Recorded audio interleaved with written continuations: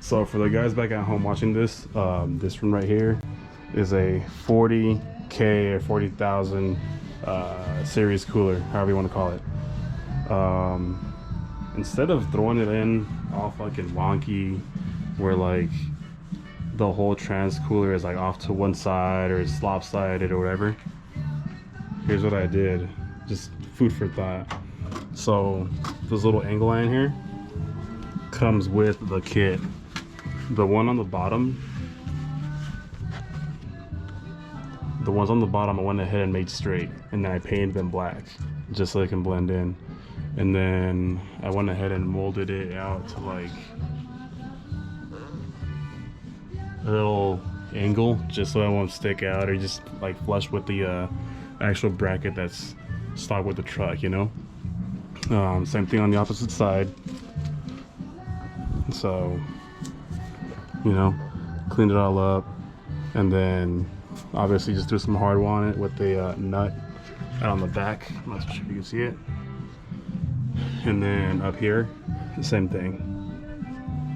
So when you're looking at it from the front, you know, I've seen some guys where they'll run like a self-tapping screw in here,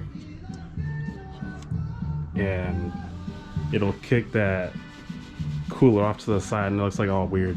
I don't know, call me dumb, call me stupid, but that's just me, that's my style. All right, chicos, check it out. So I got this little Huya right here. It is called Lube Guard Cooler Clean.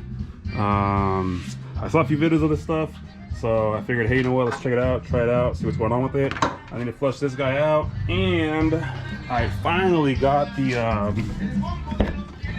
trans coolers done, or the trans coolers, the trans lines, this trans cooler lines done. Trans cooler lines are done, so, you know, on there it says to shake up the bottle, you know, if you're gonna be cleaning something out, it's recommended to use the whole can, blah blah. I got two because I needed the lines and the cooler, so might be an overkill, but whatever.